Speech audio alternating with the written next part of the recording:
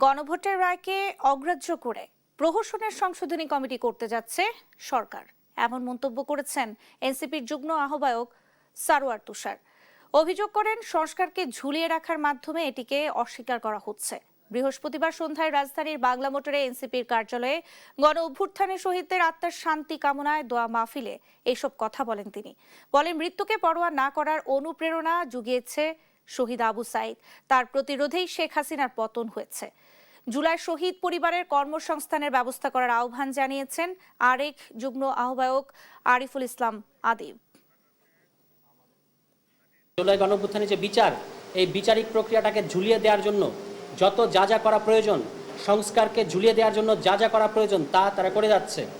এবং ওই যে বলা হয় যে জাস্টিস ডিলাইড জাস্টিস ডিনাইড, একইভাবে রিফর্ম ডিলাইড রিফর্ম ডিনাইড, আমরা দেখতে পাচ্ছি যে তারা রিফর্ম সংস্কার, যেটা গণতান্ত্রিক সংস্কার, যেটা রক্তের মধ্য দিয়ে আমরা যা ন্যায্যতা প্রতিষ্ঠিত করেছি, সেই রিফর্মকে ঝুলিয়ে দেওয়ার মধ্য দিয়ে আসলে রিফর্মকে অস্বীকার করে যাচ্ছে।